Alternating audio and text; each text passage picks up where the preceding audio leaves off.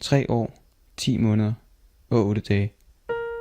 Så lang tid regerer den unge Caligula over sit enevældige og korrupte herredømme Rom.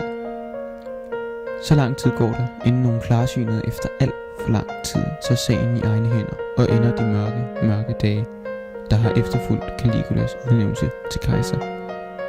Han var aldrig rigtig ulykkelig. Han havde bare altid trukket det korteste strå i livet.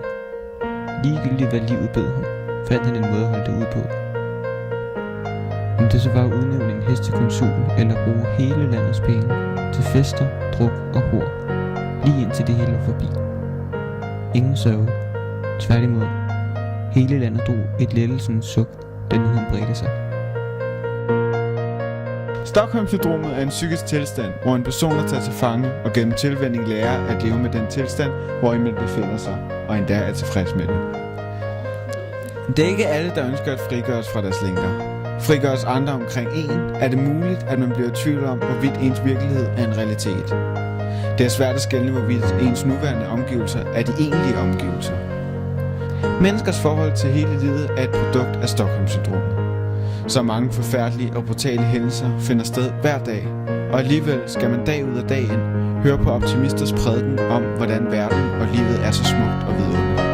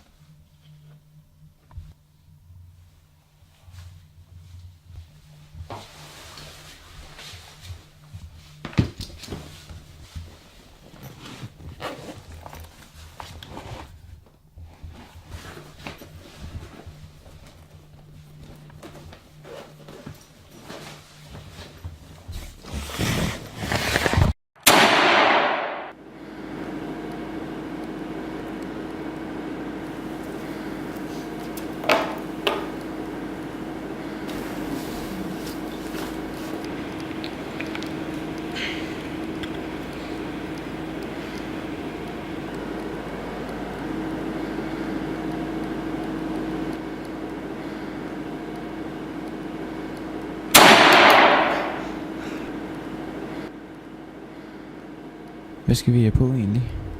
Det ved jeg ikke. En sort t-shirt, hvor står den suverænt? Ja, og så skal der stå domme på min og dag på din. Hvad med to ens jakkesæt? Ej, så bliver det sådan noget liberal ungdom, og det vil jeg ikke gider. Jeg ved, hvad der skulle stå. Sandhedsstudenterne. Ja, eller de ægte brygger. Det bliver en overraskelse. Det bliver en fest. Hvordan man vælger at se på døden er altafgørende. Den døde såvel som de omkringværende. Det kan være en frelse, og det kan være en forbandelse.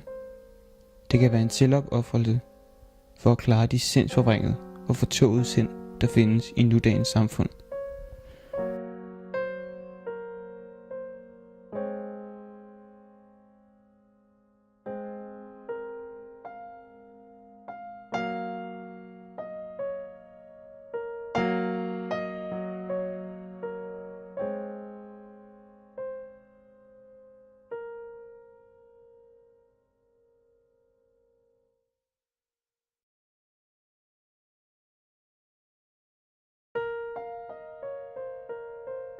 I døden er der intet eller alt.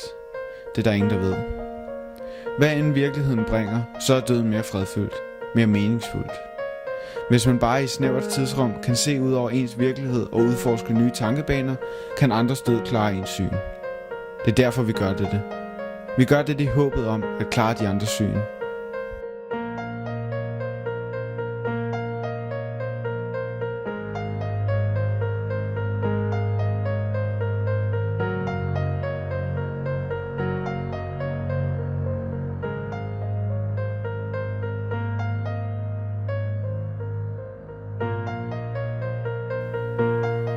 Hvor er de henne? Jeg havde forestillet mig, at vi ville samles her. De tænker sikkert alle sammen kun på sig selv. Skal jeg?